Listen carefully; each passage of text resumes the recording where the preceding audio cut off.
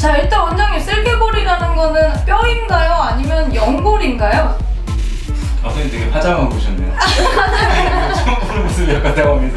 안녕하세요. 네, 만나서 반갑습니다. 오늘부터 여러분들께 반려동물에 대한 유익한 정보를 제공하기로 한 김승현 간호사, 그리고 옆에는 공기병 수의사입니다. 박수! 안녕하세요. 네, 오늘 첫 번째 시간으로 여러분들이 가장 많이 궁금해하시는 말도 많고 탈도 많은 첫 말도 번째 많고 탈도 많은. 쓸개골 탈구에 대해서 알려드리려고 하는데요. 자, 일단 원장님, 쓸개골이라는 거는 뼈인가요? 아니면 연골인가요? 선생님 되게 화장하고 보셨네요. 처음 보는 모습이 약간 당황해서. 이렇게 무릎에 있는 작은 뼈예요. 그러니까 쓸개골은 이렇게 무릎에 있는 작은 뼈. 그럼 쓸개골 탈구는 탈구란 빠지는 거잖아요. 네네. 자기 위치에서 벗어나는 거잖아요. 네. 그럼 쓸개골 탈구란 쓸개골이 자기 위치에서 벗어나는 질환. 그렇게 볼 수 있겠네요. 이렇게 위아래로 무릎이 움직이고 쓸개골이 움직이는데 이렇게 자기 위치에서 쓸개골이 벗어나는 거, 이런 거를 쓸개골 탈구라고 해요. 아, 그러면 쓸개골 탈구가 되었을 때 강아지들이 어떤 증상을 보여주나요? 증상을 보이기 전에 다른 걸 좀 설명해도 될까요? 아, 그럼요. 얼마든지. 쓸개골 탈구가 아까 말씀하셨잖아요. 말도 많고 탈도 많은. 그 이유는 쓸개골 탈구란 단순하게, 예를 들어 제가 어깨 탈구가 있었다든가 강아지도 어깨 탈구가 있었다 그러면 대부분 뭐 선천적일 수도 있지만 외상에 의한 것일 수도 있고 그 탈구 자체를 교정하면 되는데, 쓸개골 탈구는 현상이고 결과라고 보셔야 돼요. 이게 좀 이해하기가 어려운데, 그래서 말도 많고 탈도 많은 거예요. 뒷다리 전체에 이 엄청나게 많은 근육들, 여기 무릎을 펴는데 그 힘을 증폭시키기 위해서 이런 도르래처럼 당겨주는 이런 도르래 역할을 하는 게 바로 쓸개골이에요. 그러니까 쓸개골이 있어야지 무릎의 힘을 증폭시켜서 무릎을 이렇게 펴는 기능을 할 수 있어요. 그러다 보니까 쓸개골 탈구가 생긴다라고 하는 거는 단순히 외상에 의해서 빠지거나 이런 경우는 극히 드물어요. 대부분은 선천적으로 뒷다리 전체에 문제가 있는 거예요. 선천적으로요? 그렇죠. 선천적으로 뒷다리 전체에 문제. 근데 그것을 객관화하고 정확히 진단하기 어렵다 보니까 쓸개골 탈구가 굉장히 복잡하고 어려운 거예요. 여기 보시는 수많은 이유들, 엉덩이가 틀어졌다든가, 엉덩이 뼈의 모양이 이상하다든가, 아니면 넙다리 뼈 자체가 휘어 있다든가, 아니면 여기 연골량에 차이가 있다든가, 정강뼈가 틀어지거나 휘어지거나 돌아가거나, 이런 다양한 원인들이 쓸개골 탈구에 영향을 끼쳐서 쓸개골 탈구는 이런 많은 영양인자들에 의해서 넙다리뼈, 이런 대퇴사두근이라고 하는 큰 근육 그룹들이 틀어지고 그 결과로 생기는 게 쓸개골 탈구다. 근데 그 원인을 정확히 진단하는 것은 너무나 어렵고 아직까지는 완전하게 알려져 있지 않다. 쓸개골 탈구에 대한 정확한 치료를 하려면 그 원인들을 교정을 해줘야 되는 거예요. 근데 이게 환자들마다 다르니까 어떤 환자는 뼈의 기형을 교정해줘야 되고 어떤 환자는 정강뼈의 틀어짐을, 회전을 교정해야 되는데 옮기는 범위도 아이들마다 다르거나 그럴 수 있어요. 그래서 쓸개골 탈구는 말씀드린 대로 선천적이다 보니까 2개월, 3개월 때부터 서서히 적응하는 경우들이 많아요. 다리를 이렇게 깨금발을 하고 다니면 누가 봐도 다리가 이상하다라고 생각을 할 텐데 뒤뚱 걷는다든가 앉을 때 자세가 좀 틀어진다든가 뭐 이런 것도 하나의 증상은 될 수 있어요.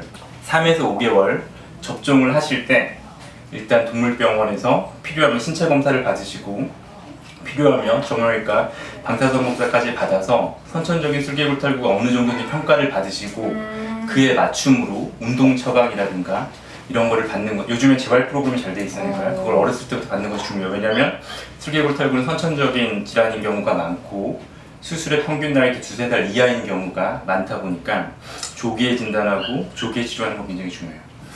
그럼 요약을 하자면 쓸개골 탈구는 선천적인 요인이 많은데 그 증상을 가장 빨리 보호자님들께서 캐치를 하시려면 3에서 5개월 사이에 병원에 방문을 하셔서 신체 검사나 방사선 검사 이 두 가지를 통하면서 의사의 전문적인 자문을 구하라는 말씀이신 거죠? 그렇죠. 그러니까 이게 꼭 쓸개골 탈구뿐만 아니라 선천적인 질환들은 많이 있어요. 심장병도 있고요, 간 쪽에 관련된 질환도 있고요, 쓸개골도 있고요, 고관절도 있고요, 팔꿈치 관절 이형성증도 있고요. 굉장히 질환이 많아요. 물론 조기에 다 진단이 될 수는 없겠지만, 그리고 3에서 5개월령인 정상이지만 이후에 진단될 수도 있겠지만, 일단 우선적으로 선생님께 신체 검사를 받으시고 선생님께서 뭐 엑스레이라든가 다른 검사가 상위 검사들이 필요하다라고 말씀을 하시면 그런 검사들을 하시는 게 아이의 건강과 행복을 위해서 도움이 분명히 될 것 같아요. 네, 그러면 쓸개골 탈구 같은 경우에는 되게 다양한 등급이 있어요. 1기부터 4기까지 있는데 이 단계별로 원장님께서 한번 설명을 해주실 수 있나요? 네, 슬개골 탈구는 말씀하신 것처럼 1기에서 4기까지 등급을 나눴는데 그것을 정확하게 진단하는 건 굉장히 중요해요. 왜냐하면 수술을 할 것인가, 보존적인 내과적인 치료를 관리를 할 것인가에 대해서 나누는 굉장히 중요한 기준이 되기 때문인데요. 먼저 슬개골 탈구 1기는 우리가 슬개골 탈구가 이렇게 무릎뼈가 빠지는 질환이라고 했잖아요.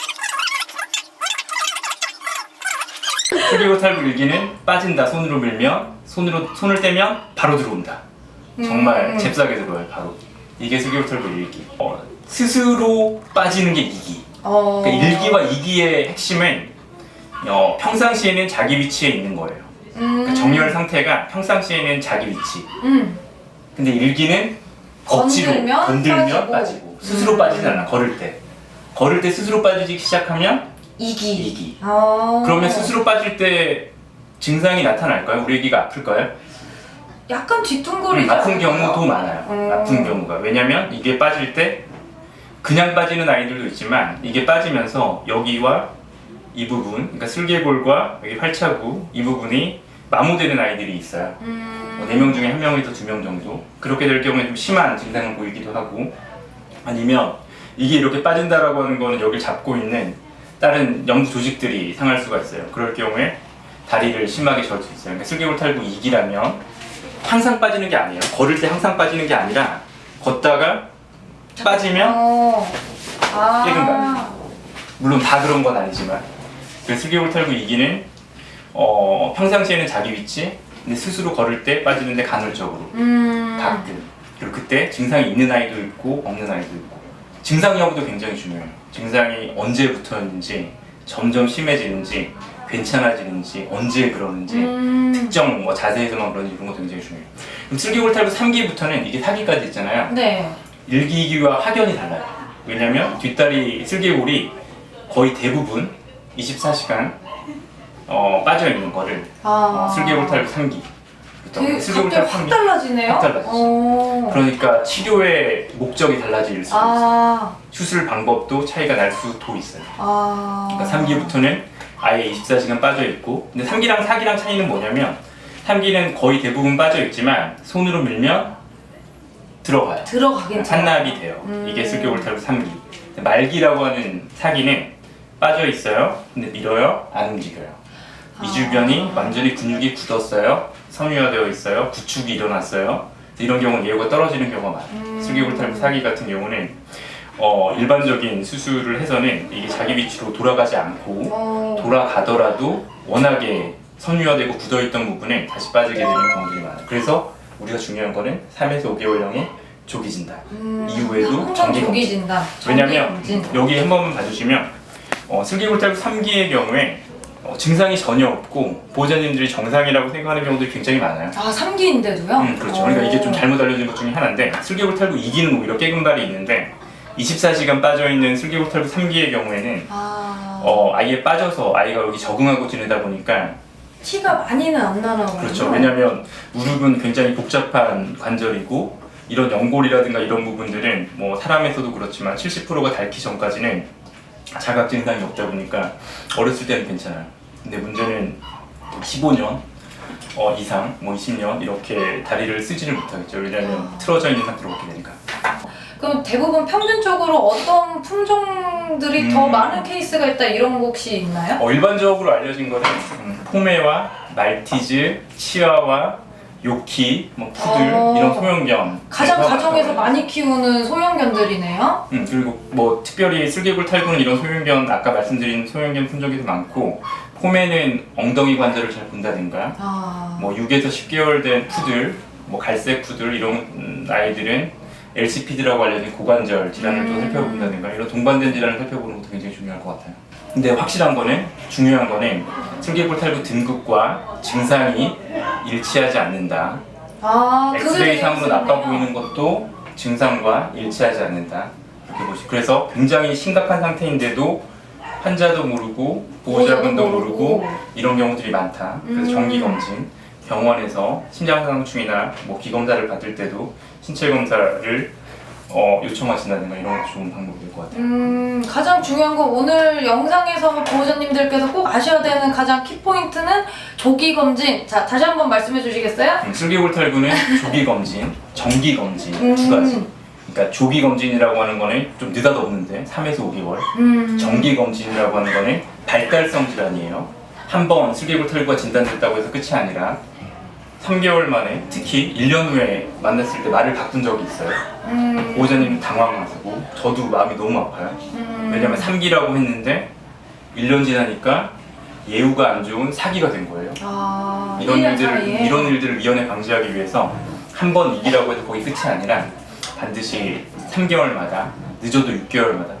3개월이 사람으로 따지면 2년이니까요. 정기 검진을 받는 게 좋고, 특히 5에서 12개월 사이는 좀 빠르게 악화되는 경향도 있으니까 조금 더 자주자주 빈번하게 검사를 받는 게 중요해요. 그러면은 우리 강아지들이 이 슬개골 탈구를 진행을 만약에 치료를 만약에 좀 더디게 한다, 혹은 수술이 필요한데 하지 않는다, 이럴 경우에는 강아지의 그런 수명과도 연관이 되어질까요?